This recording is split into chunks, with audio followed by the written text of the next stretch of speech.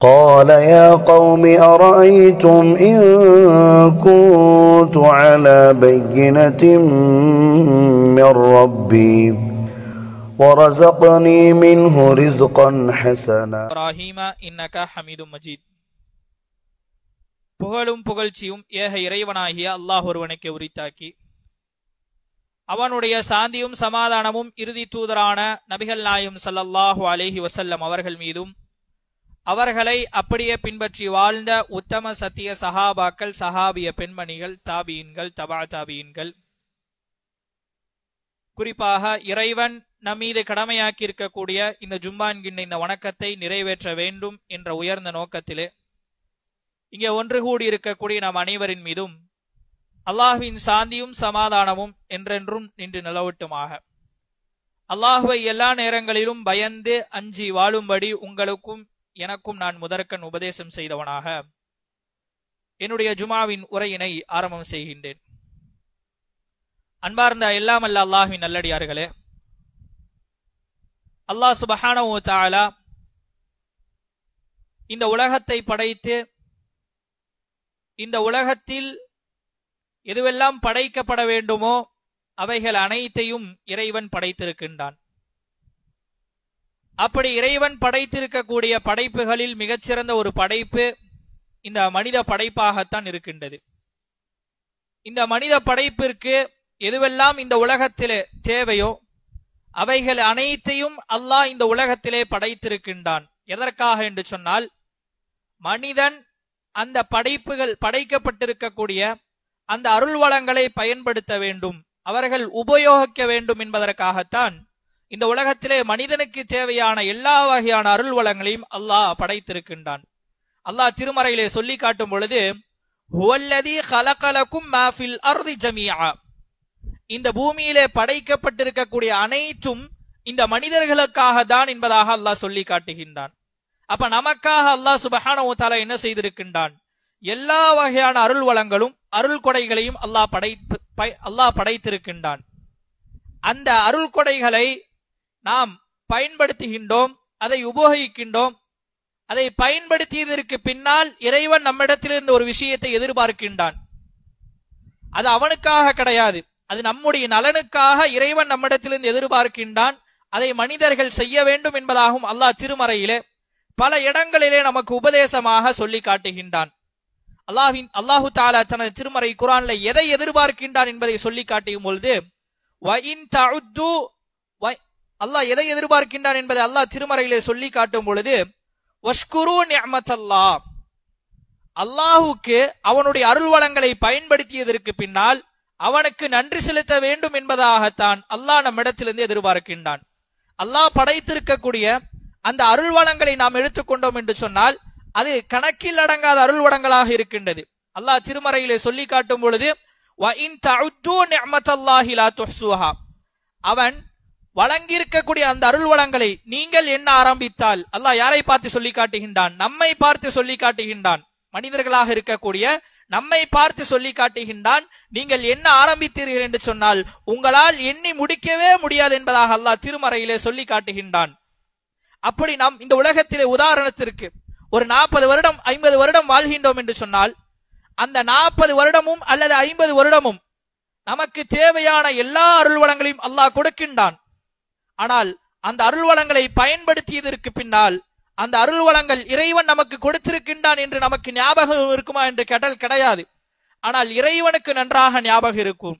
எதுவெல்லாம் வழங்கி இருக்கின்றான் என்பதை இறைவன் எல்லாம் பட்டியல் போட்டு நமக்கு சொல்லி காட்டுவான். அந்த அளவுக்கு எல்லா வகையான விஷயங்களையும் சூழ்ந்து அறியக்கூடியவனாகத்தான் இறைவன் இருக்கின்றான். ஆனால் மனிதர்களாக இருக்கக்கூடிய நாம் அப்படி கிடையாது. நாம் மறந்து விடுவோம், அது நம்முடைய கணக்கிலே கொண்டு வர முடியாது. அந்த அளவுக்கு இறைவன் நமக்கு படைத்திருக்கின்றான். படைத்ததற்கு பிறகு அதை எதற்காக நமக்காக சொல்லி காட்டுகின்றான் என்று சொன்னால், நீங்கள் அவனுக்கு நன்றி உள்ளவர்களாக இருக்க வேண்டும். நாம் அனைவரும் அதை பயன்படுத்தி விட்டோம் என்று சொன்னால், நீங்களும் நானும் நாம் அதை பயன்படுத்தி விட்டோம் என்று சொன்னால் கண்டிப்பாக இறைவனுக்கு நன்றி உள்ளவர்களாக இருக்க வேண்டும். அந்த நன்றி இறைவன் எதற்காக நம்மிடத்திலிருந்து எதிர்பார்க்கின்றான்? அந்த நன்றி உணர்வோடு இறைவனுக்கு நன்றி செலுத்தும் பொழுது அதன் மூலமாக நாம் தான் இந்த உலகத்திலும் பயனடைகின்றோம், நாளை மறுமையிலும் நாம் தான் பயனடைகின்றோம். அப்படி நமக்கு பயனளிக்கக்கூடிய ஒன்றுதான் இந்த நன்றி செலுத்துவது என்பதாக இருந்து கொண்டிருக்கின்றது. அல்லாஹ் சுப்ஹானஹு வ தஆலா நமக்கு இந்த உலகத்திலே எத்தனையோ அருள் கொடைகளை கொடுத்திருக்கின்றான். அந்த அருள் கொடைகள் அதிகமான அருள் கொடைகள் இருக்கின்றது. அப்படி இறைவன் வழங்கி இருக்கக்கூடிய அருள் கொடைகளில் மிகச்சிறந்த ஒரு அருள் கொடை, ஆகச்சிறந்த ஒரு அருள் கொடை என்னவென்று சொன்னால், எத்தனையோ கோடி மக்கள் இந்த உலகத்திலே வாழ்ந்து கொண்டிருக்கின்றார்கள். அந்த மக்களுக்கெல்லாம் கிடைக்காத அருள் கொடை. எத்தனையோ மிகப்பெரிய பணக்காரர்கள் எல்லாம் இந்த உலகத்திலே வாழ்ந்து கொண்டிருக்கின்றார்கள். ஆட்சி அதிகாரம் உடையவர்கள் எல்லாம் வாழ்ந்து கொண்டிருக்கின்றார்கள். அவர்களுக்கு கிடைக்காத ஒரு அருள் கொடை சாதாரணமாக இருக்கக்கூடிய நமக்கு இறைவன் கொடுத்திருக்கின்றான். அப்படி மிகச்சிறந்த ஒரு அருள் கொடை எதுவென்று சொன்னால் அதுதான் இந்த இஸ்லாம் என்கின்ற இந்த அருள் கொடை. இறைவன் நமக்கு கொடுத்திருக்கின்றான். இறைவன் நமக்கு இஸ்லாம் என்கின்ற இந்த அருள் கொடையை கொடுத்திருக்கின்றான். அதற்காக நாம் என்றைக்காவது இறைவனுக்கு நன்றி செலுத்தி இருக்கின்றோமா என்பதை யோசித்து பார்க்க வேண்டும். கிட்டத்தட்ட நான் பிறந்ததிலிருந்து நான் முஸ்லீமாக வாழ்ந்து கொண்டிருக்கின்றேன். அந்த முஸ்லீமாக வாழ்ந்து கொண்டிருக்கின்றேன். எனக்கு நினைவு தெரிந்ததிலிருந்து நான் முஸ்லீமாக இருந்து கொண்டிருக்கின்றேன். அப்படிப்பட்ட அந்த உன்னதமான மார்க்கத்தை ஏற்க செய்திருக்கக்கூடிய இறைவனுக்கு நான் என்றைக்காவது நினைத்து நான் நன்றி செலுத்தி இருக்கின்றான் என்பதை நம்முடைய உள்ளத்திலே ஆழமாக நம் ஒவ்வொருவரும் கேள்வி கேட்க வேண்டும். அந்த கேள்விக்கு பதில் என்னவென்று சொன்னால் நாம் அதை மறந்தவர்களாகத்தான் இருந்து கொண்டிருக்கின்றோம். ஏனென்றால் அந்த அருள் கொடைகளை நாம் உணராமல் வாழ்ந்து கொண்டிருக்கின்றோம். இறைவன் நமக்கு இஸ்லாம் என்கின்ற இந்த அருள் கொடையை கொடுத்திருக்கின்றான் என்கின்ற உணர்வு நம்மிடத்திலே இல்லை. அதனால்தான் அதை மறந்தவர்களாக வாழ்ந்து கொண்டிருக்கின்றோம். அல்லாஹ் திருமறையிலே பல இடங்களிலே இந்த நன்றி செலுத்துவதை குறித்து சொல்லி காட்டுகின்றான். அந்த நன்றி செலுத்தக்கூடிய நபர்களையும் குறித்து சொல்லி காட்டுகின்றான். எத்தனை நபர்கள் நன்றி செலுத்துகின்றார்கள் என்று அல்லாஹ் சொல்லி காட்டும் பொழுது கலீலும் மின் இபாதியஷ் ஷக்கூர், குறைவான மிக மிக குறைவான நபர்கள் தான் என்னுடைய அடியார்களிலிருந்து எனக்கு நன்றி செலுத்துகின்றார்கள் என்பதாக அல்லாஹ் குறிப்பிடுகின்றான். அந்த குறைவான நபர்களில் இறைவன் நம்மை ஒருவனாக ஆக்கி வைக்க வேண்டும். அதற்காக இறைவன் நமக்கு அருள் புரிய வேண்டும். அந்த குறைவான நபர்களில் நாம் ஒருவராக இருந்தோம் என்று சொன்னால் நமக்கு தேவையான எல்லா வகையான விஷயங்களையும் இந்த உலகத்திலும் சரி நாளை மறுமையிலும் சரி இறைவன் நிச்சயமாக நமக்கு அதை நிறைவேற்றி தரக்கூடியவனாக இருந்து கொண்டிருக்கின்றான். அப்படிப்பட்ட மிகச்சிறந்த ஒரு அருள் கொடையாக இருக்கக்கூடிய இந்த இஸ்லாம் எந்த அளவுக்கு அருள் கொடைகளாக இருக்கின்றது என்பதை அல்லாஹ் தனது திருமறை குர்ஆனிலே பல சான்றுகளின் மூலமாக நமக்கு உணர்த்துகின்றான். பல விஷயங்களின் மூலமாக அல்லாஹ் நமக்கு உணர்த்துகின்றான். இஸ்லாம் என்பது அல்லாஹுவால் கொடுக்கப்பட்டிருக்கக்கூடிய அருள் கொடைதான் என்பதற்கு அல்லாஹ் திருமறையிலே பல சான்றுகளை கூறியிருக்கின்றான். அல்லாஹ் தஆலா தனது திருமறை குர்ஆனிலே சொல்லி காட்டும் பொழுது கத் ஜாஅக்கும் மினல்லாஹி நூரு வ கிதாபும் முபீன், கத் ஜாஅக்கும் உங்களிடத்திலே வந்திருக்கின்றது, மினல்லாஹ் அல்லாஹ்விடத்திலிருந்து வந்திருக்கக்கூடிய ஒன்று என்ன தெரியுமா? நூறுன் ஒளி வந்திருக்கின்றது, வ கிதாபும் முபீன் மேலும் தெளிவான வேதம் வந்திருக்கின்றது என்பதாக அல்லாஹ் சொல்லி காட்டுகின்றான். ஒளி என்று சொன்னால் என்ன? நம்முடைய வாழ்க்கை ஒளிமயமாக மாற்றக்கூடிய இந்த இஸ்லாமிய மார்க்கத்தை இறைவன் நமக்கு கொடுத்திருக்கின்றான். அந்த மார்க்கம் யாரிடத்திலிருந்து வந்திருக்கின்றது? அல்லாஹ்விடத்திலிருந்து வந்திருக்கக்கூடியது. அப்படிப்பட்ட மார்க்கத்தை தான் நாம் எல்லாம் ஏற்றுக்கொண்டிருக்கின்றோம். இதுவே இறைவனிடத்திலிருந்து வந்திருக்கக்கூடிய மார்க்கமாக இருக்கக்கூடிய இஸ்லாமிய மார்க்கம் அருள் கொடையாக இருக்கின்றது என்பதற்கு மிகப்பெரிய சான்றாக இந்த வசனம் இருக்கின்றது. அல்லாஹ் திருமறையிலே வேறொரு வசனத்திலே சொல்லி காட்டுகின்றான், அல் யௌம அக்மல்து லக்கும் தீனக்கும் வ அத்மம்து அலைக்கும் நிஅமதி வ ரதீது லக்குமுல் இஸ்லாம தீனா. அல் யௌம் இன்றைய நாள், அக்மல்து லக்கும் தீனக்கும் இந்த மார்க்கத்தை நான் பரிபூர்ணப்படுத்தி விட்டேன், வ அத்மம்து அலைக்கும் நிஅமதி என்னுடைய நிஅமத்துகளை நான் பரிபூர்ணப்படுத்தி விட்டேன், வ ரதீது லக்குமுல் இஸ்லாம தீனா. அல்லாஹ்விடத்திலே பொருந்திக் கொள்ளப்பட்ட மார்க்கம் இருக்கும் என்று சொன்னால் அது இந்த இஸ்லாமிய மார்க்கம் தான் என்பதாக அல்லாஹ் சொல்லி காட்டுகின்றான்.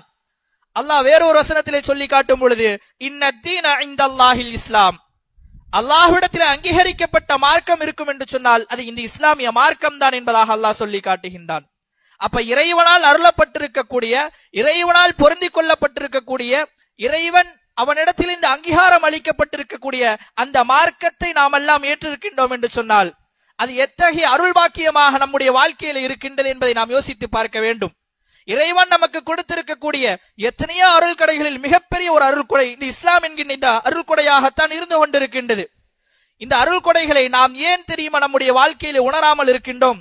இந்த அருள் கொடைகளுக்காக நாம் எந்த விதமான சிரமமும் எந்த விதமான கஷ்டமும் படாமல் இந்த மார்க்கத்தை ஏற்றுக்கொண்டதின் காரணமாகத்தான் இந்த அருள் கொடைகளை நம்முடைய வாழ்க்கையில நாம் உணராமல் இருந்து கொண்டிருக்கின்றோம். அல்லாஹ் திருமறையிலே நமக்கு உதாரணத்தோடு விளக்கி காட்டுகின்றான். நமக்கும் வேறு ஒரு படைப்பினத்தையும் ஒப்பிட்டு இறைவன் நமக்கு உணர்த்தி காட்டுகின்றான். அருள் கொடைகளை எந்த அளவுக்கு உணர வேண்டும், அதை உணர்ந்தால்தான் நீங்கள் நன்றி உள்ளவர்களாக இருப்பீர்கள் என்பதற்கு அல்லாஹ் சுப்ஹானஹு வ தஆலா ஒரு அத்தியாயத்தின் மூலமாக நமக்கு உணர்த்துகின்றான். சூரத்துல் ஆதியாத் என்று சொல்லப்படக்கூடிய அந்த அத்தியாயத்தை எடுத்து படித்து பாருங்கள். இறைவன் நமக்கு மிகப்பெரிய ஒரு பாடத்தை சொல்லி காட்டுகின்றான். அந்த அத்தியாயத்திலே இறைவன் நமக்கு எதை சொல்லுகின்றான் என்று சொன்னால், குதிரையை குறித்து அல்லாஹ் நமக்கு உதாரணமாக நம் படிப்பினை பெற வேண்டும் என்பதற்காக இறைவன் அதை குறித்து 4-5 வசனங்களிலே தொடர்ச்சியாக சொல்லிக் கொண்டே வருகின்றான். அதிலே முதலாவது வசனமாக அல்லாஹ் எப்படி ஆரம்பிப்பான்? வல் ஆதியாத்தி வபஹா, மூச்சிரைத்து ஓடக்கூடிய குதிரையின் மீது சத்தியமாக என்பதாக அல்லாஹ் ஆரம்பிக்கின்றான். அல்லாஹ் ஆரம்பிக்கும் பொழுதே சத்தியம் என்று குறிப்பிடுகின்றான். அல்லாஹ் ஒரு விஷயத்திலே சத்தியம் செய்கின்றான் என்று சொன்னால் அது மிக முக்கியமான ஒரு விஷயமாக இருக்கும். எல்லா வகையான விஷயங்களின் மீதும் இறைவன் சத்தியம் செய்ய மாட்டான். அப்படி இறைவன் சத்தியம் செய்யக்கூடிய விஷயங்கள் என்பது திருமறை குர்ஆனிலே மிக குறைவுதான். அது மிக முக்கியமானது, இந்த மனித சமூகத்திற்கு தேவையானது என்பதை உணர்வுத்துவதற்காகத்தான் அல்லாஹ் அந்த அத்தியாயத்தை துவங்கும் பொழுதே சத்தியம் செய்து அல்லாஹ் என்ன செய்கின்றான்? துவங்குகின்றான். அந்த குதிரை குறித்து அல்லாஹ் சொல்லி காட்டும் பொழுது அந்த குதிரை என்ன செய்யும் என்று சொன்னால், தன்னுடைய எஜமான் அந்த குதிரைக்காக உணவு போட்டு வளர்க்கின்றான். அந்த உணவை அந்த குதிரை சாப்பிடுகின்றது. அந்த குதிரைக்கு அந்த எஜமான் பயிற்சி அளிக்கின்றான். இப்படி என்னெல்லாம் அந்த குதிரைக்கு செய்ய வேண்டுமோ எல்லா வகையான விஷயங்களையும் அந்த எஜமான் என்ன செய்கின்றான்? செய்து கொடுக்கின்றான். இப்படி செய்து கொடுத்ததற்கு பிறகு அந்த குதிரை என்ன தெரியுமா செய்கின்றது? தன்னுடைய எஜமானுக்கு நன்றி உள்ளவராக இருக்க வேண்டும், தன்னுடைய எஜமானுக்கு நன்றி உணர்வோடு இருக்க வேண்டும் என்பதற்காக தன்னுடைய எஜமான் போருக்கு அழைக்கின்றான். அந்த போர்களிலே எதிரி படைக்கு மத்தியிலே அந்த எஜமானை கொண்டு செல்கின்றது என்று சொன்னால் அதற்கான காரணம் என்ன? என்னுடைய எஜமான் எனக்கு தேவையான விஷயங்களை பரிபூர்ணப்படுத்தி கொடுத்திருக்கின்றான். அதனால் நான் என்னுடைய எஜமானுக்கு நான் நன்றி உணர்வோடு இருக்க வேண்டும், நன்றி விசுவாசத்தோடு இருக்க வேண்டும் என்பதற்காக அந்த குதிரை என்ன செய்கின்றது? எதிரி படைகளுக்கு மத்தியிலே தன்னுடைய எஜமானை கொண்டு செல்கின்றது. அப்ப தன்னுடைய எஜமான் எதை சொல்கின்றானோ அதற்கு கட்டுப்பட்டதாக அந்த குதிரை மாறுகின்றது. அடுத்ததாக அல்லாஹ் சொல்லி காட்டும் பொழுது இன்னல் இன்சான் லிரப்பிஹி லகனூத். ஆனால் இந்த மனிதன் எப்படிப்பட்டவன் தெரியுமா?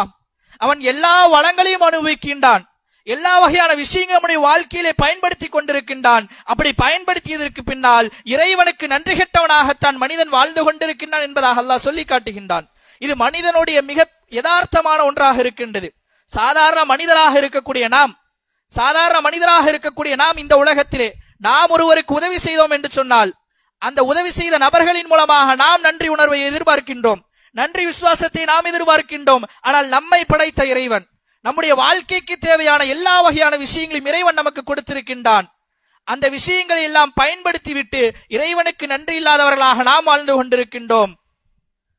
அப்படி அந்த நன்றி இல்லாததாக அந்த அருள் கொடைகளை இறைவன் நமக்கு கொடுத்திருக்கின்றான் என்கின்ற ஒரு விஷயத்தை நாம் உணராததன் காரணமாகத்தான் இஸ்லாம் என்கின்ற அருள் கொடை கொடுத்ததற்கு பிறகும் நாம் நன்றி செலுத்தாதவர்களாக இருக்கின்றோம். ஆனால் அந்த குதிரையோ பார்க்க வேண்டும், அந்த குதிரை தன்னுடைய எஜமானுக்கு எப்படி இருந்திருக்கின்றது, நாம் நம்முடைய இறைவனுக்கு எப்படி இருக்கின்றோம் என்பதை யோசித்து பார்க்க வேண்டும். அன்பார்ந்த எல்லாம் வல்ல அல்லாஹ்வின் நல்லடியார்களே, இப்படி மிகச்சிறந்த அருள் கொடையாக இருக்கக்கூடிய இந்த இஸ்லாம் நம்மிடத்திலே வரவில்லை என்று சொன்னால், இந்த இஸ்லாம் இந்த உலகத்துக்கு வரவில்லை என்று சொன்னால் எப்படிப்பட்ட விஷயங்கள் எல்லாம் நிகழ்ந்திருக்கும்? அல்லாஹ்வின் தூதர் ரசூலுல்லாஹி ஸல்லல்லாஹு அலைஹி வஸல்லம் வருவதற்கு முன்னால் அவருடைய வரலாறுகளை குறிப்பிடும் பொழுது அறியாமை காலம் என்பதாக குறிப்பிடுவார்கள். அந்த அறியாமை கால பழக்க வழக்கங்களை இந்த இஸ்லாம் வந்ததற்கு பிறகு அழித்தொழித்தது, இல்லாமல் ஆக்கியது. அந்த அறியாமை காலத்தில் மக்கள் எப்படிப்பட்டவர்களாக இருந்தார்கள்? மிக மோசமானவர்களாக இருந்தார்கள். எதுவெல்லாம் மோசமான பழக்க வழக்கங்களாக இருந்ததோ அதையெல்லாம் அவருடைய வாழ்க்கையிலே செயல்முறைப்படுத்தி கொண்டிருந்தார்கள். விபச்சாரம் செய்யக்கூடியவர்களாக, மது அருந்தக்கூடியவர்களாக இருப்பார்கள். மேலும் அடிமைகளை அடிமைப்படுத்தக்கூடியவர்களாக இருப்பார்கள். நீதியை நிலைநாட்ட மாட்டார்கள், சமத்துவத்தை போதிக்க மாட்டார்கள். இப்படியெல்லாம் மக்கள் வாழ்ந்து கொண்டிருந்தார்கள். ஆனால் இஸ்லாமிய மார்க்கம் வந்ததற்கு பிறகுதான் இஸ்லாம் அதையெல்லாம் இல்லாமல் ஆக்கியது, அடித்தொழித்தது, தகர்த்தெறிந்த இஸ்லாமிய மார்க்கம். அன்றைய அறியாமை காலத்தில் எப்படிப்பட்ட பழக்க வழக்கங்கள் இருந்தது? பெண் பிள்ளைகள் ஒரு வீட்டிலே பிறந்தது என்று சொன்னால் அந்த பெண் பிள்ளைகளை உயிரோடு கொலை செய்யக்கூடியவர்களாக இருப்பார்கள், உயிரோடு புதைத்து விடக்கூடியவர்களாக இருப்பார்கள். ஆனால் இந்த மார்க்கம் வந்ததற்கு பிறகு பெண் பிள்ளைகளை கொலை செய்யக்கூடாது. ஏனென்று சொன்னால் பெண் பிள்ளைகள் என்பவர்கள் அல் பின்து பரக்கா, உங்களுக்கு அபிவிருத்தி ஏற்படுத்தக்கூடியவர்கள், அவர்கள் அருள் பொழியப்பட்டவர்கள் என்பதாக அல்லாஹ்வின் தூதர் சொல்லி காட்டுகின்றார்கள். இது இஸ்லாமிய மார்க்கம் வந்ததற்கு பிறகுதான் இதையெல்லாம் இல்லாமல் ஆக்கியது. மேலும் எப்படிப்பட்டவர்களாக இருந்தார்கள் அறியாமை கால மக்கள்? அவருடைய வணக்க வழிபாடுகளை எடுத்துக்கொண்டோம் என்று சொன்னால் உருவங்களை வணங்கக்கூடியவர்களாக இருப்பார்கள். அந்த உருவங்களை வணங்குவது கூடாது என்பதை இஸ்லாம் தடுக்கின்றது. அல்லாஹ்வின் தூதர் அதை எதிர்த்து என்ன செய்தார்கள்? பல பிரச்சாரங்களை செய்தார்கள். இஸ்லாமிய மார்க்கம் நமக்கு சொல்லித் தருகின்றது இறைவனுடைய கோட்பாடு என்ன, இறைவன் என்று சொன்னால் யார், அவனுக்கான வரைவிலக்கணம் என்ன என்பதை மார்க்கம் நமக்கு உணர்த்துகின்றது. குல் ஹுவல்லாஹு அஹத், அல்லாஹ் ஒருவன் தான், அல்லாஹு ஸமத், அவன் தேவையற்றவன், லம் யலித் வலம் யூலத், அவன் யாரையும் பெறவும் இல்லை யாராலும் பெறப்படவும் இல்லை, வலம் யகுல் லஹு குஃபுவன் அஹத், அவனுக்கு நிகராக எதுவும் இல்லை என்பதாக மார்க்கம் என்ன செய்கின்றது? இறைவனுக்குண்டான வரைவிலக்கணத்தை சொல்லுகின்றது. அப்படிப்பட்ட இறைவனை தான் நீங்கள் வணங்க வேண்டும். நீங்கள் சிலைகளை வணங்கக்கூடாது என்பதை மார்க்கம் என்ன செய்கின்றது? முழுமையாக தடை செய்கின்றது. மார்க்கம் வந்ததற்கு பின்னால் அதற்கு பிறகு குடிப்பழக்கங்கள், போதைகள், வஸ்துகள் அதையெல்லாம் இஸ்லாமிய மார்க்கம் என்ன செய்கின்றது? ஹராமாக்குகின்றது. அடிமைகளை ஒழிக்குகின்றது. மேலும் அடிமைகளாக யாரெல்லாம் இருக்கின்றார்களோ அவர்களை என்ன செய்கின்றது? சமத்துவமாக நடத்த வேண்டும், அவர்களுக்கு நீதி நிலைநாட்ட வேண்டும் என்பதை மார்க்கம் என்ன செய்கின்றது? நமக்கு சொல்லி தருகின்றது. அப்படிப்பட்ட மிகச்சிறந்த ஒரு மார்க்கத்தில் தான் நாமெல்லாம் இருந்து கொண்டிருக்கின்றோம். இப்படிப்பட்ட இந்த மார்க்கம் வந்ததற்கு பிறகு யாரெல்லாம் அடிமையாக இருந்தார்களோ அவர்களெல்லாம் எப்படிப்பட்டவர்களாக மாறினார்கள் என்று சொன்னால் கண்ணியம் வாய்ந்தவர்களாக மாறினார்கள், உயர்ந்தவர்களாக மாறினார்கள், அந்தஸ்துடையவர்களாக மாறினார்கள். அதுதான் இஸ்லாம் சொல்லி தரக்கூடியதாக இருக்கின்றது. இப்படிப்பட்ட இந்த மார்க்கத்தில் தான் நாம் எல்லாம் இருந்து கொண்டிருக்கின்றோம். அடிமையாக இருந்தவர்கள் எப்படி அந்தஸ்துடையவர்களாக மாறினார்கள் என்று வரலாறுகளிலே பார்க்கும் பொழுது பிலால் ரலியல்லாஹு அன்ஹுடைய வாழ்க்கை வரலாறு தான் நமக்கு மிகப்பெரிய ஒரு பாடம், படிப்பினையாக இருக்கின்றது. பிலால் ரலியல்லாஹு அவர்கள் எப்படி இருந்தார்கள்? ஒரு அடிமையாக இருந்தார்கள். அடிமையாக இருந்து இந்த மார்க்கத்தை ஏற்றவர்களாக இருந்தார்கள். அப்படிப்பட்ட அந்த அடிமையாக இருந்த இவர்களுக்கு எப்படிப்பட்ட சிறப்புடையவர்களாக மாறினார்கள் தெரியுமா? அல்லாஹ்வின் தூதர் ரசூலுல்லாஹி ஸல்லல்லாஹு அலைஹி வஸல்லம் அவர்கள் எப்படிப்பட்ட பணி அவர்களுக்கு கொடுக்கின்றார்கள் தெரியுமா? அதான் சொல்லக்கூடிய, பாங்கு சொல்லக்கூடிய பொறுப்பை அல்லாஹ்வின் தூதர் கொடுக்கின்றார்கள். எப்படி ஒரு அடிமையாக இருக்கக்கூடியவர்களுக்கு அல்லாஹ்வின் தூதர் என்ன செய்கின்றார்கள்? இப்படிப்பட்ட விஷயங்களை கொடுத்தார்கள். முதலிலே பாங்கு சொன்னவர் யாராக இருக்கின்றார்கள்? பிலால் ரலியல்லாஹு அன்ஹு அவர்களாகத்தான் இருக்கின்றார்கள். இன்னும் சொல்ல போனால் அம்மார் ரலியல்லாஹு அன்ஹுடைய அந்த குடும்பமே அடிமையில் இருந்து வந்தவர்கள் தான். அவர்கள் எப்படிப்பட்டவர்களாக மாறினார்கள்? உயிர் தியாகிகளாக மாறினார்கள். அதற்கான காரணம் என்ன? இந்த இஸ்லாம் என்கின்ற இந்த அருள் கொடையை அவர்கள் புரிந்தார்கள். அவர்கள் அதை புரிந்ததின் காரணமாகத்தான் இப்படிப்பட்ட சிறப்புடையவர்களாக அவர்கள் மாறினார்கள் என்பதாக வரலாறுகளை நம்மால் பார்க்க முடிகின்றது. அன்பார்ந்த எல்லாம் அல்ல அல்லாஹ்வின் நல்லடியார்களே, இப்படி இறைவன் இஸ்லாம் என்கின்ற ஒரு அருள் கொடை நமக்கு கொடுத்திருக்கின்றான். அந்த அருள் கொடையோடு சேர்த்து இன்னும் ஒரு சில நேரான பாதையிலே செல்ல வேண்டும் என்கின்ற அருள் கொடையும் இறைவன் நமக்கு கொடுத்திருக்கின்றான். எத்தனையோ மக்கள் இஸ்லாமியர்களாக வாழ்கின்றார்கள். ஆனால் அந்த மக்கள் எல்லாம் நேரான பாதையிலே செல்கின்றார்கள் என்று பார்த்தால் கிடையாது. அவர்களிடத்திலே இணை வைப்பு இருக்கின்றது. அல்லாஹ்வின் தூதர் தடுத்த பிதஅத்துகள் செய்யக்கூடியவர்களாக இருக்கின்றார்கள். அல்லாஹ்வின் தூதர் எதையெல்லாம் செய்யக்கூடாது என்று சொல்லி இருக்கின்றார்களோ அதையெல்லாம் செய்யக்கூடியவர்களாக இருந்து கொண்டிருக்கின்றார்கள். ஆனால் இறைவன் நம்மை அதன் பக்கமெல்லாம் செல்லாமல் குர்ஆனும் சுன்னாவும் தான் நேரான பாதை, அந்த நேரான பாதையில் தான் செல்ல வேண்டும் என்கின்ற அந்த நேர்வழி இறைவன் நமக்கு கொடுத்திருக்கின்றான். எத்தனையோ மக்களுக்கு கிடைக்காத அந்த பாக்கியத்தை இறைவன் நமக்கு கொடுத்திருக்கின்றான் என்று சொன்னால் இறைவனுக்கு நாம் நன்றி உள்ளவர்களாக இருக்க வேண்டும். நமக்கு முன்னால் நம்முடைய பாட்டன் முப்பாட்டெல்லாம் எப்படி இருந்திருப்பார்கள்? அவர்கள் எல்லாம் இறைவனுக்கு ஷிர்க் செய்யக்கூடியவர்களாக, பிதஅத் செய்யக்கூடியவர்களாக இருந்திருப்பார்கள். ஆனால் அவர்களுக்கு கிடைக்காத அந்த பாக்கியத்தை இறைவன் நமக்கு கொடுத்திருக்கின்றான், நேரான வழியிலே செல்லக்கூடியது. அல்லாஹ் திருமறையிலே சொல்லி காட்டும் பொழுது வகுன்தும் அலா ஷஃபா ஹுஃப்ரத்தின் மினன் நார், நீங்கள் எல்லாம் நரகத்தினுடைய விளிம்புகளில் இருந்து கொண்டிருந்தீர்கள் என்பதாக அல்லாஹ் சொல்லி காட்டுகின்றான். என்னுடைய பாட்டனுடைய வழிமுறையை நான் பின்பற்றி கொண்டிருந்தேன் என்று சொன்னால் என்னுடைய நிலை என்ன? நான் நரகத்தினுடைய விளிம்பிலே நான் இருந்து கொண்டிருப்பேன். நரகத்தினுடைய விளிம்பிலே இருந்தால் என்ன ஆகிவிடும்? நரகத்திற்குள்ளால் விழுந்து விடுவோம்.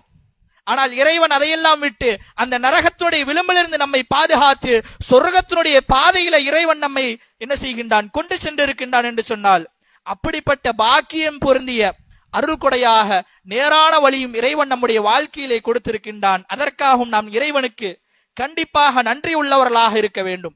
அன்பார்ந்த எல்லாம் வல்ல அல்லாஹ்வின் நல்லடியார்களே, இந்த இஸ்லாமிய மார்க்கம் மட்டும் நம்மிடத்திலே வரவில்லை என்று சொன்னால் நம்முடைய நிலைமை என்ன? இஸ்லாம் அல்லாத நிலையிலே நாம் மரணித்து விட்டால் நம்முடைய நிலைமை என்ன? அல்லாஹ்வின் தூதர் சொல்லி காட்டுகின்றார்கள், வல்லதீ நஃப்சு முஹம்மதுன் பியதிஹி, முஹம்மதுடைய உயிர் எவன் கைவசம் உள்ளதோ அவன் மீது சத்தியமாக, லா யஸ்மஉ பி அஹதுன் மின் ஹாதிஹில் உம்மா, என்னுடைய சமுதாயத்திலிருந்து நான் யாரையும் அனுமதிக்க மாட்டேன், யஹூதியுன் யஹூதிகளாக, வலா நஸ்ரானியுன் நஸ்ரானிகளாக, பிறகு சும்ம யமூத்து, பிறகு மரணிக்கின்றார்கள். எப்படிப்பட்ட நிலையிலே? வலம் யுமின் பில்லதி உர்சில்து பிஹி, இறைவன் எதை அருளிருக்கின்றானோ அதை ஈமான் கொள்ளாத நிலையிலே ஒருவன் மரணிக்கின்றான் என்று சொன்னால் இல்லா கான மின் அஸ்ஹாபின் நார், அவன் எப்படிப்பட்டவனாக மாறுவான்? சொர்க்கத்திற்குண்டானவனாக மாறமாட்டான், நரகத்திற்குரியவனாக மாறிவிடுவான் என்பதாக அல்லாஹ்வின் தூதர் சொல்லி காட்டுகின்றார்கள். அப்ப இறைவன் நம்மை என்ன செய்திருக்கின்றான்? இந்த மார்க்கத்தை கொடுத்து நரகத்திலிருந்து நம்மை பாதுகாத்திருக்கின்றான். நரகத்திற்குரியவர்களாக இறைவன் நம்மை மாற்றவில்லை, சொர்க்கத்திற்குரியவர்களாக அல்லாஹ் நம்மை மாற்றிருக்கின்றான். அந்த சொர்க்கத்திற்குண்டான பாதை இறைவன் நமக்கு காட்டி கொடுத்திருக்கின்றான் என்று சொன்னால் இறைவன் நம்முடைய வாழ்க்கையில எந்த அளவுக்கெல்லாம் அருள் கொடைகளை கொடுத்திருக்கின்றான் என்பதை இந்த செய்திகள் எல்லாம் நமக்கு உணர்த்தக்கூடியதாக இருக்கின்றது. இப்படிப்பட்ட அருள் கொடைகளை நாம் என்ன செய்கின்றோம்? நம்முடைய வாழ்க்கையிலே பயன்படுத்தி கொண்டிருக்கின்றோம். இறைவனுக்கு எப்படி நாம் நன்றி செலுத்துவது? இந்த அருள் கொடைகளின் மூலமாக இறைவனுக்கு நாம் எப்படி நன்றி செலுத்துவது அப்படின்னு பார்க்கும் பொழுது அதற்கான பல வழிகாட்டுதல்களையும் திருமறை குர்ஆனும் ஹதீஸும் நமக்கு சொல்லி காட்டுகின்றது. இந்த மார்க்கத்தை ஏற்றுக்கொண்டதின் காரணமாக இறைவனுக்கு நாம் எந்த வழியிலே நன்றி செலுத்த முடியும் என்று சொன்னால் இந்த மார்க்கத்தை தெளிவான முறையிலே விளங்கிக் கொள்வதன் மூலமாக இறைவனுக்கு நாம் நன்றியுள்ளவர்களாக மாற முடியும். இந்த மார்க்கத்தை எப்படி விளங்கிக் கொள்ள வேண்டும், இந்த மார்க்கம் என்றால் என்ன, இந்த மார்க்கம் நமக்கு எதை சொல்லித் தருகின்றது என்பதை நாம் விளங்கிக் கொள்வதன் மூலமாக இறைவனுக்கு நாம் நன்றியுள்ளவர்களாக மாற முடியும். அடுத்ததாக இறைவனுக்கு வணக்க வழிபாடுகள் செலுத்துவதன் மூலமாக அவனுக்கு நாம் நன்றியுள்ளவர்களாக மாற முடியும். இறைவன் நமக்கு எதை வணக்க வழிபாடுகளாக சொல்லி தந்திருக்கின்றான்? எத்தனையோ வணக்க வழிபாடுகளை சொல்லி தந்திருக்கின்றான். ஆனால் அந்த வணக்க வழிபாடுகள்ல எதை நமக்கு கடமையாக்கி இருக்கின்றான்? தொழுகையை கடமையாக்கி இருக்கின்றான். அந்த தொழுகையை சரியான முறையிலே பேணும் பொழுது நாம் எப்படிப்பட்டவர்களாக மாறலாம்? நன்றி உள்ளவர்களாக மாறலாம். ஒரு மனிதன் அல்லாஹ்வுக்கு நன்றி உணர்வோடு நன்றி உள்ளவராக இருப்பான் என்று சொன்னால் அவன் என்ன செய்வான்? அவனிடத்திலே தொழுகை இருக்கும், அவன் சரியான முறையிலே தொழுகக்கூடியவனாக இருப்பான். அவனுடைய உள்ளத்திலே என்ன செய்யும்? அவனுடைய உள்ளம் உறுத்தக்கூடியதாக இருக்கும். இறைவன் எனக்கு எத்தனையோ வளங்களை கொடுத்திருக்கின்றான், வாழ்வாதாரத்தை கொடுத்திருக்கின்றான், பொருளாதாரத்தை கொடுத்திருக்கின்றான், இதையெல்லாம் நான் பயன்படுத்தி விட்டு இறைவன் என் மீது கடமையாக்கி இருக்கக்கூடிய அந்த தொழுகை நான் தொழவில்லை என்று சொன்னால் நான் எப்படிப்பட்டவனாக இருப்பேன் என்பதை என்னுடைய உள்ளம் என்ன செய்யும்? எப்பொழுதும் உறுத்தி கொள்ளக்கூடியதாக இருக்கும். அதனால்தான் ஒரு மனிதன் அல்லாஹ்வை வணங்கக்கூடியவனாக இருந்தால் நிச்சயமாக அவன் எப்படிப்பட்டவனாக மாறுவான்? அல்லாஹுக்கு நன்றி உள்ளவராக மாறிவிடுவான். அடுத்ததாக அல்லாஹுக்காக நோன்பு வைப்பது. அல்லாஹ் நமக்கு கடமையாக்கி இருக்கக்கூடிய நோன்புடைய காலங்கள் வரும் பொழுது அந்த நோன்பு நமக்கு எதை சொல்லி தருகின்றதோ, அந்த நோன்பு நம்மிடத்திலிருந்து எதை எதிர்பார்க்கின்றதோ அந்த நோன்பை வைப்பதன் மூலமாக நாம் எப்படிப்பட்டவர்களாக மாறுவோம்? அல்லாஹுக்கு நன்றி உள்ளவர்களாக மாறக்கூடியவர்களாக இருப்போம். அடுத்ததாக இறைவன் நமக்கு இந்த மார்க்கத்தை கொடுத்திருக்கின்றான் என்றால் இந்த மார்க்கத்திற்காக நாம் பாடுபட வேண்டும். இந்த மார்க்கத்திற்காக நாம் பாடுபட வேண்டும். இந்த மார்க்கத்தை எடுத்து சொல்ல வேண்டும். பிறருக்கு யாரெல்லாம் இந்த மார்க்கம் சென்றடையவில்லையோ அவர்களுக்கு இந்த மார்க்கத்தை எடுத்து சொல்ல வேண்டும். அப்படி சொல்வதன் மூலமாக இறைவனுக்கு நாம் நன்றி உள்ளவர்களாக மாறலாம். ஏனென்று சொன்னால் சஹாபாக்குடைய வாழ்க்கையிலே பாருங்க, அவர்கள் கஷ்டப்பட்டு இந்த மார்க்கத்தை ஏற்றுக்கொண்டார்கள். அப்படி ஏற்றுக்கொண்டதற்கு பிறகும் இறைவனுக்கு நன்றி உள்ளவராக இருக்க வேண்டும். இந்த மார்க்கம் என்கின்ற அருள் கூட இறைவன் நமக்கு கொடுத்திருக்கின்றான் என்பதற்காக அவர்கள் மார்க்கத்தை பரப்புவதற்கும் என்ன செய்திருக்கின்றார்கள்? சிரமப்பட்டிருக்கின்றார்கள், பல இடங்களுக்கு சென்றிருக்கின்றார்கள். ஆனால் மார்க்கத்தை இன்று பரப்புவதற்கு நமக்கு மிகப்பெரிய சிரமம் எல்லாம் கிடையாது. எந்த அடிப்படையிலே நாம் எந்தெந்த வழிகளிலே இந்த மார்க்கத்தை சொல்வதற்கு நமக்கு வழிகள் இருக்கின்றதோ அந்த வழிகளிலே இந்த மார்க்கத்தை நாம் பரப்பக்கூடியவர்களாக இருக்க வேண்டும். அடுத்ததாக இறைவனிடத்திலே நாம் பிரார்த்தனை செய்ய வேண்டும். இறைவா, எனக்கு இந்த மார்க்கத்தை கொடுத்திருக்கின்றாய், அல்ஹம்துலில்லாஹ், உனக்கே எல்லா புகழும், உனக்கே எல்லா வகையான நன்றிகளும் என்பதாக இறைவனிடத்திலே நாம் பிரார்த்தனை செய்யக்கூடியவர்களாக இருக்க வேண்டும். அன்பார்ந்த எல்லாமல்ல அல்லாஹ்வின் நல்லடியார்களே, இறைவன் நமக்கு இப்படிப்பட்ட அருள் கொடையை கொடுத்திருக்கின்றான். அந்த அருள் கொடை எப்பொழுது எடுப்பான் என்பதும் நமக்கு தெரியாது. அந்த அருள் கொடைகள் நிரந்தரமாக நாம் மரணிக்கின்ற வரைக்கும் நம்முடைய வாழ்க்கையில இருக்குமா என்று கேட்டால் அது தெரியாது. நாம் மரணிக்கும் பொழுது முஸ்லீமாகத்தான் மரணிப்போமா, இந்த மார்க்கத்திலேயே தான் மரணிப்போமா என்பது நமக்கு தெரியாது.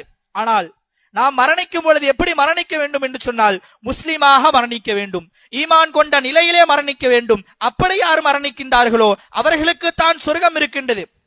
அல்லாஹ்வின் தூதர் ரசூலுல்லாஹி ஸல்லல்லாஹு அலைஹி வஸல்லம் அவர்களுடைய ஒவ்வொரு ஜும்ஆ உரையினும் இந்த வசனத்தை நமக்கு உபதேசமாக செய்வார்கள். அதே போல ஒவ்வொரு ஜும்ஆக்களிலும் இந்த வசனம் என்ன செய்யப்படும்? நமக்கு ஓதப்படும், ஓதி காட்டப்படும். எதற்காக என்று சொன்னால் நாம் மரணிக்கும் பொழுதும் முஸ்லீமாக மரணிக்க வேண்டும் என்பதற்காக. அல்லாஹு தஆலா திருமறையிலே சொல்லி காட்டுகின்றான், யா அய்யுஹல்லதீன ஆமனுத்தகுல்லாஹ் ஹக்க துகாத்திஹி வலா தமூதுன்ன இல்லா வஅன்தும் முஸ்லிமூன்.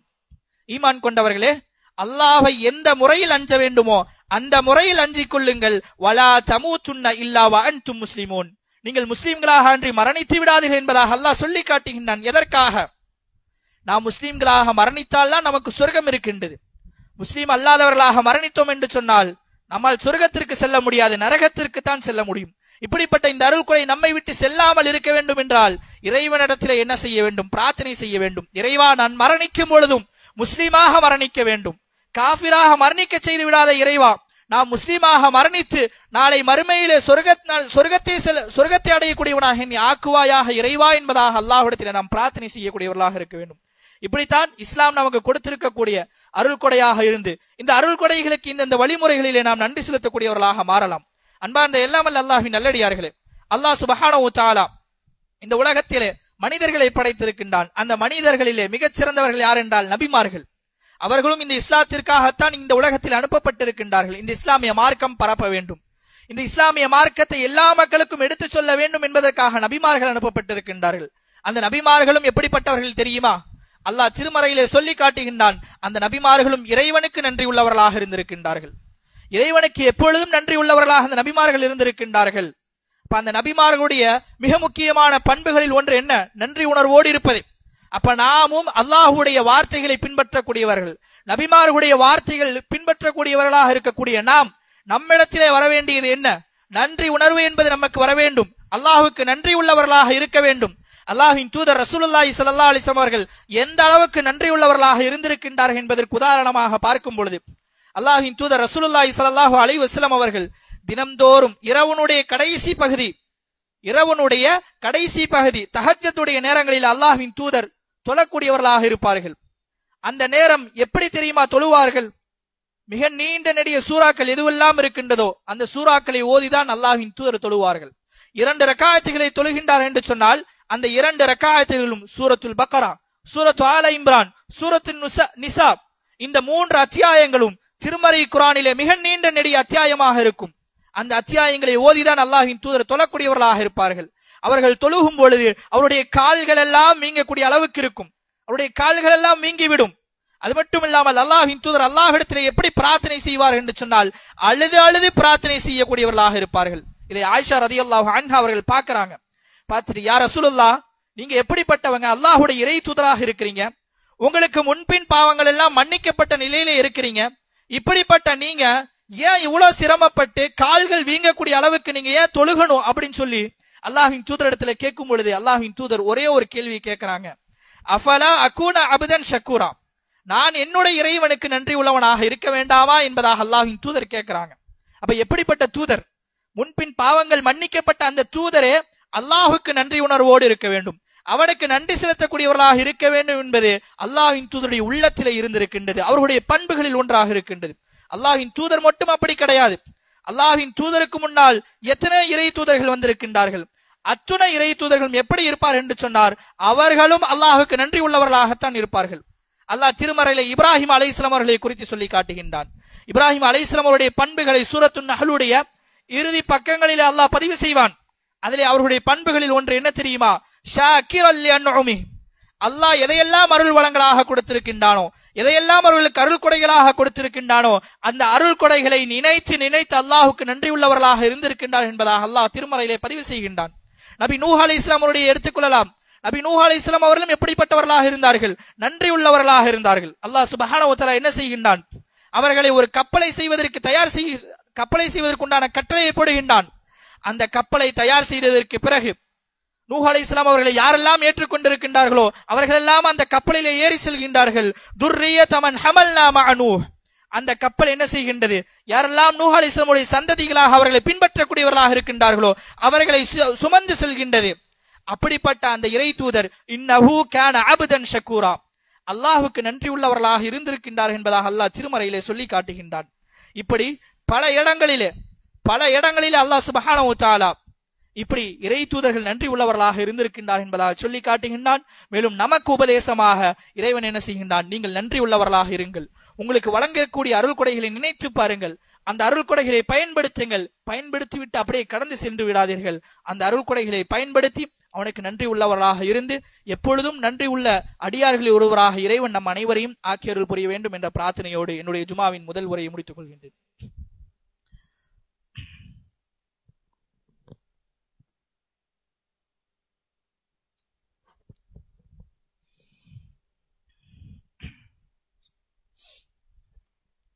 அல்ஹம்துலில்லாஹி ரப்பில் ஆலமீன் வல் ஆகிபத்து லில் முத்தகீன் வஸ்ஸலாத்து வஸ்ஸலாமு அலா அஷ்ரஃபில் அன்பியா வல் முர்சலீன் நபியினா முஹம்மது வ ஆலிஹி வ ஸஹ்பிஹி வன் நாஸ் அஜ்மஈன் வ மன் தபிஅஹும் பி இஹ்சானின் இலா யௌமித்தீன் அம்மா பஅத். அன்பார்ந்த எல்லாம் வல்ல அல்லாஹ்வின் நல்லடியார்களே, ஜுமாவின் முதல் உரையிலே அல்லாஹ் சுப்ஹானஹு வ தஆலா நமக்கு வழங்கி இருக்கக்கூடிய இந்த மார்க்கத்திற்காக இறைவனுக்கு எப்பொழுதும் நாம் நன்றி உள்ளவர்களாக இருக்க வேண்டும். இந்த மார்க்கம் எப்படிப்பட்ட மார்க்கம் என்பதையெல்லாம் ஒரு சில விஷயங்களின் மூலமாக ஜுமாவின் முதல் உரையிலே நாம் பார்த்தோம். அன்பார்ந்த எல்லாம் வல்ல அல்லாஹ்வின் நல்லடியார்களே, அல்லாஹ் சுப்ஹானஹு வ தஆலா திருமறையிலே நமக்கு சொல்லி காட்டுகின்றான், அவனுக்கு நாம் நன்றி உள்ளவர்களாக இருந்தோம் என்று சொன்னால் நமக்கு கிடைக்கக்கூடிய பலன்கள் என்ன என்பதை அல்லாஹ் திருமறையிலே சொல்லி காட்டுகின்றான். வைத்தஅذன ரப்புக்கும், உங்களுக்கு இறைவன் வழங்கி இருக்கக்கூடிய அந்த விஷயங்களை நீங்கள் நினைவு கூறுங்கள். அப்படி நினைவு கூர்ந்து லஇன் ஷகர்தும் லஅஸீதன்னகும், அவர்களுக்கு நீங்கள் நன்றி செலுத்தக்கூடியவர்களாக இருந்தீர்கள் என்று சொன்னால் அல்லாஹ் உங்களுக்கு என்ன செய்வான்? லஅஸீதன்னகும், உங்களுக்கு அதிகப்படுத்தி கொடுப்பான். அது எந்த விஷயங்களாக இருந்தாலும் சரி, இறைவன் நமக்கு ஒரு 1000 ரூபாய் பொருளாதாரம் நமக்கு இன்றைக்கு கொடுக்கின்றான் என்று சொன்னால் அந்த பொருளாதாரத்திற்காக அல்ஹம்துலில்லாஹ், இறைவன் எனக்கு கொடுத்திருக்கின்றான், அவனுக்கே எல்லா புகழும் எல்லா வகையான நன்றிகளும் என்பதாக இறைவனுக்கு நாம் நன்றி செலுத்தினால் இறைவன் என்ன செய்வான்? அந்த 1000 ரூபாயை நமக்கு என்ன செய்வான்? 2000 மாற்றுவான். அதைவிட அதிகமாக இறைவன் நமக்கு என்ன செய்வான்? இப்படி மாற்றி கொடுக்கக்கூடியவனாக, அதிகப்படுத்தி கொடுக்கக்கூடியவனாக இருப்பான். நம்மை செல்வ செழிப்போடு இந்த உலகத்திலே வாழச் செய்வான். அது மட்டும் இல்லாமல் நமக்கு எதுவெல்லாம் கிடைக்க வேண்டுமோ, பாக்கியமாக நிம்மதிகள் எதுவெல்லாம் நமக்கு கிடைக்க வேண்டுமோ அதுவெல்லாம் இறைவனுக்கு நன்றி செலுத்துவதன் மூலமாக நமக்கு கிடைக்கக்கூடியதாக இருக்கின்றது. அடுத்ததாக தொடர்ச்சியாக அந்த வசனத்தில் சொல்லும் பொழுது வலையின் கஃபர்தும், நீங்க நன்றி இல்லாம அல்லாஹ்வை நிராகரித்தீங்க அப்படின்னா வலையின் கஃபர்தும் இன்ன அதாபி லஷதீத், நீங்கள் நன்றி செலுத்தாமல் இருந்தீர்கள் என்று சொன்னால் அல்லாஹ் கடுமையாக தண்டிப்பான் என்பதாக அல்லாஹ் திருமறையிலே சொல்லி காட்டுகின்றான். நாம் நன்றி உணர்வோடு இருந்தால் நமக்குத்தான் பலன். நாம் நன்றி இல்லாமல் இருந்தோம் என்று சொன்னால் நமக்கு பலன் கிடையாது, நமக்கு தண்டனையாக மட்டும்தான் இருக்கும். அதையும் இறைவன் நமக்கு ஒரு வரலாற்று சம்பவத்தோடு நமக்கு என்ன செய்கின்றான்? உணர்த்தி காட்டுகின்றான். அல்லாஹ் சூரத்து சபாவிலே சொல்லி காட்டுகின்றான். சபாவாசிகள் என்கின்ற ஒரு மக்களை குறித்து சொல்லி காட்டும் பொழுது அவர்களுக்கு எல்லா வகையான அருள் வளங்களையும் நான் கொடுத்திருந்தேன். எப்படிப்பட்ட அருள் வளங்கள் என்று சொன்னால் அவர்களுடைய பகுதியில இரு புறங்களும் எப்படிப்பட்டதாக இருக்கும்? காய்கனிகள் நிறைந்ததாக இருக்கும், சுவையான காய்கனிகள் தரக்கூடியதாக இருக்கும். அதையெல்லாம் இறைவன் கொடுத்து விட்டு அவங்கள்ட்ட சொல்றாங்க, அதுல எது உங்களுக்கு சுவையாக இருக்கின்றதோ அதை நீங்கள் சாப்பிடுங்க. அப்படி சாப்பிட்டு நீங்க வஷ்குரு லஹு, அல்லாஹுக்கு நன்றி உணர்வோடு இருங்க என்பதாக அல்லாஹ் அவர்களுக்கு கட்டளை இடுகின்றார். ஆனா அவர்கள் எப்படி இருந்தார்கள்? அதை சாப்பிட்டார்கள். அதை சாப்பிட்டதற்கு பிறகு நன்றி உணர்வோடு இல்லை, அல்லாஹ்வை நிராகரிக்கக்கூடியவர்களாக, அவனுடைய கட்டளை மாறு செய்யக்கூடியவர்களாக இருந்தார்கள். அதனால்தான் அல்லாஹ் என்ன செய்கின்றான்? அவர்களுக்கு எதை அருளாக கொடுத்திருந்தானோ அந்த அருளை எடுத்துவிட்டு அந்த அருளுக்கு பகரமாக இறைவன் என்ன செய்கின்றான்? சுவையான காய்கனிகளை எடுத்துவிட்டு எதுவெல்லாம் கசப்பாக இருக்கின்றதோ, துவர்ப்பாக இருக்கின்றதோ அப்படிப்பட்ட காய்கனிகளை இறைவன் கொடுத்தான் என்பதாக அல்லாஹ் திருமறையிலே அந்த வரலாற்று சம்பவத்தை குறிப்பிடுகின்றான். இப்ப நாமும் நமக்கு அருள் கொடைகள் வழங்கப்பட்டிருக்கின்றது என்றால் அந்த அருள் கொடைகளை நினைவு கூர்ந்து நாம் அவனுக்கு நன்றி உள்ளவர்களாக இருக்க வேண்டும். அப்படி அந்த அருள் கொடைகளுக்கு நன்றி செலுத்தவில்லை என்றால் அந்த அருள்களை இறைவன் நம்மிடத்திலிருந்து எடுத்து அதன் மூலமாக நம்மை தண்டிக்கக்கூடியவனாக இறைவன் இருந்து கொண்டிருக்கின்றான். நாம் ஒருபோதும் இறைவனுடைய தண்டனைக்கு உட்பட்டவர்களாக இல்லாமல், இறைவனுக்கு எப்பொழுதும் தண்டனை உட்பட்டவர்களாக இல்லாமல் அவனுக்கு நல்ல நன்றி உணர்வோடு இருக்கக்கூடிய நன்மக்களாக இறைவன் உங்களையும் என்னையும் ஆக்கி அருள் புரிவானாக என்ற பிரார்த்தனையோடு என்னுடைய இந்த ஜுமாவின் 2வது உரையை முடித்துக் கொள்கின்றேன். ரப்பனா ஆத்தினா ஃபித் துன்யா ஹஸனா வஃபில் ஆখিরাতি ஹஸனத வகினா அஸாபன் நார். ربنا لا تزغ قلوبنا بعد إذ هديتنا وهب لنا من لدنك رحمة إنك أنت الوهاب. وآخر دعوانا الحمد لله رب العالمين. أقم الصلاة.